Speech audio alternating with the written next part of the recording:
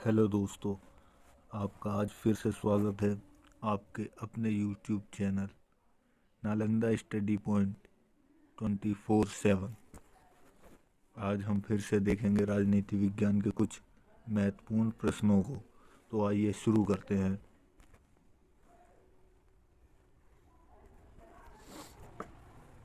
पहला प्रश्न, संविधान सभा के प्रारूप समिति की नियुक्ति कब की गई? तो ये की गई 29 अगस्त सन 1947 को। दूसरा प्रश्न, भारतीय संविधान सभा की प्रारूप समिति के अध्यक्ष कौन थे? तो यह थे डॉक्टर भीमराव अंबेडकर।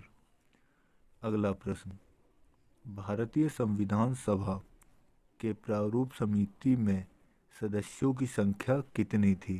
तो यह 7। अगला प्रश्न, संविधान सभा के प्रारूप समिति के समक्ष प्रस्तावना का प्रस्ताव किसने रखा था? तो यह रखा था जवाहरलाल नेहरू ने। किसने? जवाहरलाल नेहरू ने। अगला प्रश्न, संविधान सभा में सभी निर्णय किस आधार पर लिए गए थे? तो ये लिए गए थे सहमति और समायोजन के आधार पर। सहमति और समायोजन के आधार पर।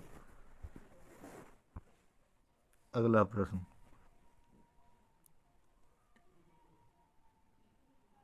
संविधान सभा में उद्देश्य प्रस्ताव किसने प्रस्तुत किया था?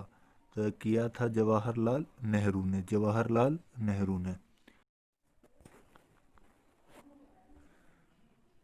अगला प्रश्न, भारतीय संविधान सभा की संघ शक्ति समिति के अध्यक्ष कौन थे? तो ये थे पंडित जवाहरलाल नेहरू। पंडित जवाहरलाल नेहरू।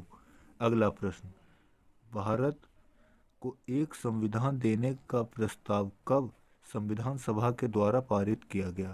तो ये किया गया 22 जनवरी सन 1947 को। 22 जनवरी सन 1947 को। अगला प्रश्न, संविधान निर्मात्री सभा में झंडा समिति के अध्यक्ष कौन थे? तो ये थे जेपी कृपलानी। जेपी कृपलानी। अगला प्रश्न,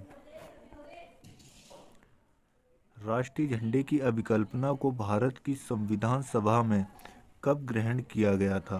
तो यह किया गया था जुलाई 1947 को। जुलाई 1947 को। अगला प्रश्न,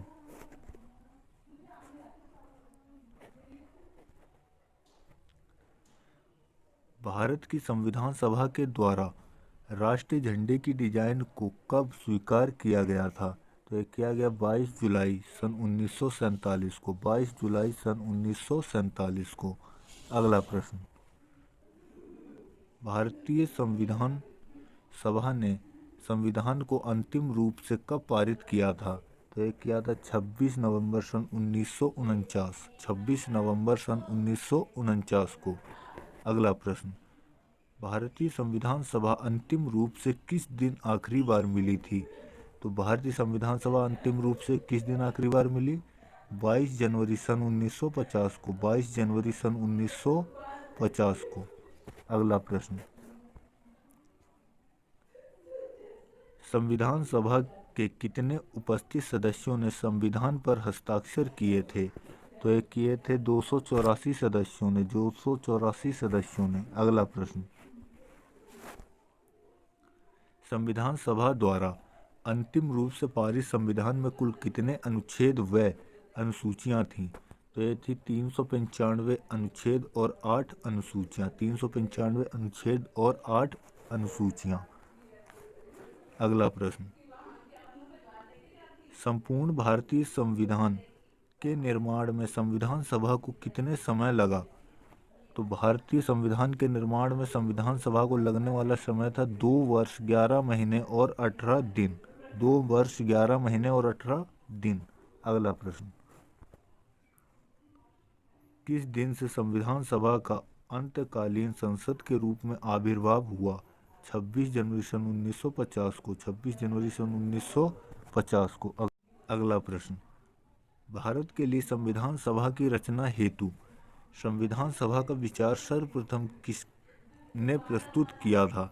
तो यह किया था स्वराज पार्टी ने। किसने? स्वराज पार्टी ने सन 1934 को। सन 1934 को। स्वराज पार्टी सन 1934 को। अगला प्रश्न,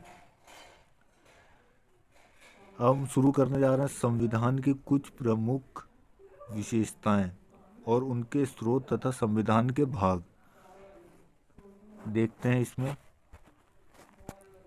पहला प्रश्न इसका। अगला प्रश्न, भारतीय संविधान की आत्मा किसे कहा जाता है? तो भारतीय संविधान की आत्मा प्रस्तावना को कहा जाता है। अगला प्रश्न, भारतीय संविधान निर्माताओं ने संविधान के किस भाग पर विशेष ध्यान दिया है? तो प्रस्तावना पर विशेष ध्यान दिया गया है। अगला प्रश्न,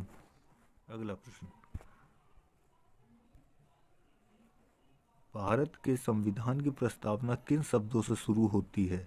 तो यह शुरू होती है हम भारत के लोग, हम भारत के लोग। अगला प्रश्न,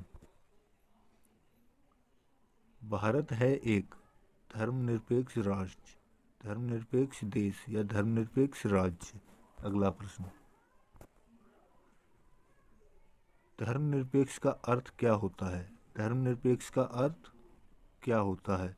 तो यह होता है सभी धर्मों के महत्व को स्वीकार करना, सभी धर्मों के महत्व को स्वीकार करना। अगला प्रश्न, भारत एक गणतंत्र है, इसका क्या अर्थ है?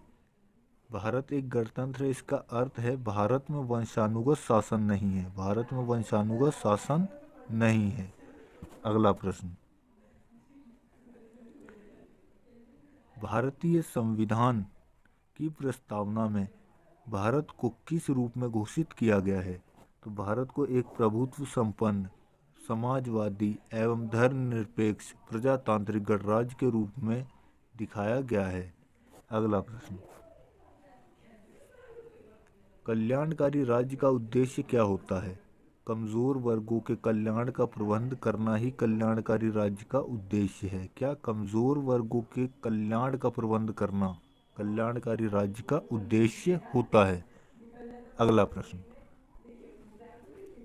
भारत को एक गणराज्य के रूप में माना जाता है क्योंकि भारत में राष्ट्राध्यक्ष का चुनाव होता है। किसका राष्ट्राध्यक्ष का चुनाव होता है? यानी हमारे प्राइम मिनिस्टर या राष्ट्रपति ये चुनाव के द्वारा ही चुने जाते हैं, इसलिए भारत को एक गणराज्य के रूप में माना जाता है। अगला प्रश्न,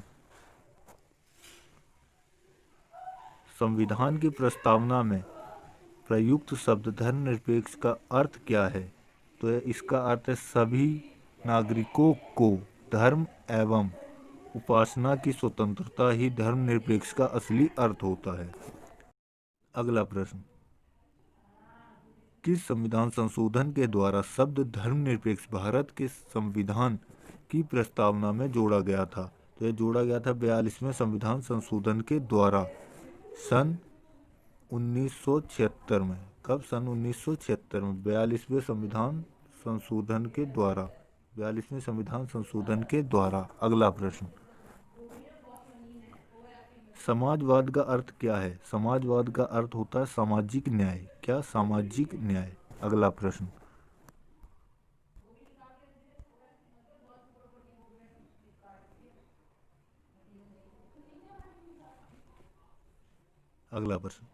भारतीय संविधान की प्रस्तावना के अनुसार भारत के शासन की सर्वोच्च सत्ता किसमें निहित होती है? तो यह होती है जनता में, भारत की जनता में। अगला प्रश्न, भारत की एकता, संप्रभुता एवं अखंडता को अक्षुण्ण बनाए रखने तथा उसकी रक्षा करने का प्रावधान किसमें किया गया है? तो यह प्रावधान है प्रस्तावना में। किसमें? प्रस्तावना में। अगला प्रश्न, भारत के संविधान की प्रस्तावना में देश का नाम क्या रखा गया है? तो यह रखा गया भारत व इंडिया, भारत एवं इंडिया। अगला प्रश्न, भारत की संप्रभुता किसमें निहित है? तो यह भारत की जनता में, भारत की जनता में। अगला प्रश्न, भारत के संविधान को संविधान सभा के द्वारा अंगीकृत किया गया था 26 नवंबर सन 1949 को, 26 नवंबर सन 1949 को। अगला प्रश्न,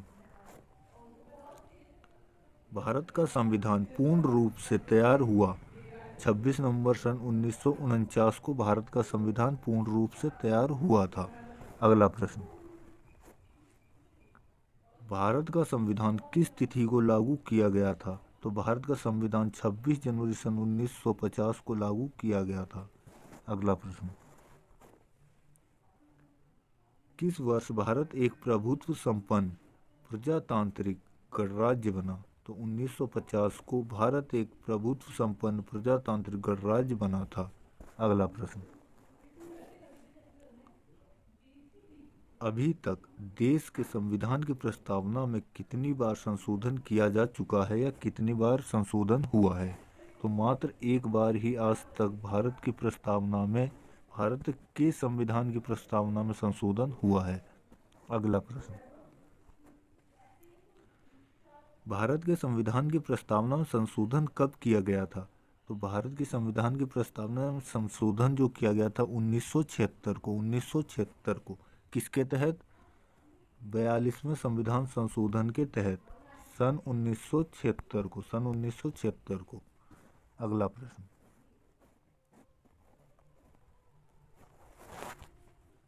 भारत का संविधान किस प्रकार का है? तो भारत का संविधान नम्य और अनम्य दोनों प्रकार का ही मिश्रण है। किसका? नम्य और अनम्य का मिश्रण। अगला प्रश्न, विश्व का सबसे बड़ा लिखित एवं सर्वाधिक व्यापक संविधान किस देश का है? तो यह है हमारे भारत का। किसका? भारत का। अगला प्रश्न, भारत के संविधान में भारत को माना गया है राज्यों का एक संघ। क्या माना गया है? राज्यों का एक संघ, ना कि संघीय माना गया है। संघीय ना मानकर राज्यों का संघ के रूप में माना गया है। अगला प्रश्न, भारत का संविधान भारत में किस तरह की सरकार की व्यवस्था करता है? तो भारत का संविधान भारत में संसदीय सरकार की व्यवस्था करता है। संसदीय सरकार की व्यवस्था करता है। अगला प्रश्न, भारत का संविधान किस प्रकार की नागरिकता प्रदान करता है? तो भारत का संविधान एकल नागरिकता प्रदान करता है। एकल नागरिकता प्रदान करता है।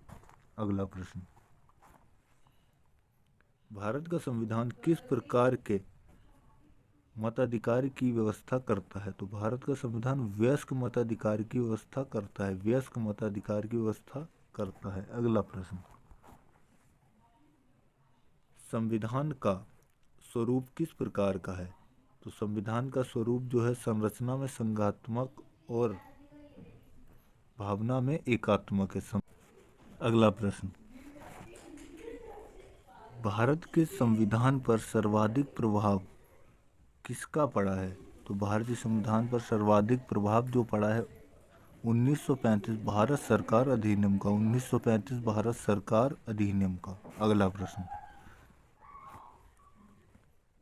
भारत के संविधान का अभिभावक कौन है? तो भारत के संविधान का अभिभावक सर्वोच्च न्यायालय है। सर्वोच्च न्यायालय है। अगला प्रश्न, भारत के संविधान में कितनी सूचियां हैं? तो भारत के संविधान में 3 सूचियां हैं। 3 सूचियां हैं। अगला प्रश्न, तो आज की हमारी ये श्रृंखला यहीं समाप्त होती है। आज हमने देखे 50 महत्वपूर्ण प्रश्न।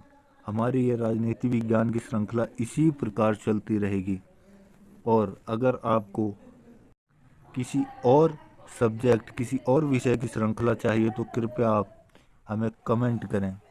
हमारी वीडियो अच्छी लगी तो लाइक करें, इसे शेयर करें तथा हमारे चैनल को सब्सक्राइब करें। Nalanda study point 24/7। Thank you.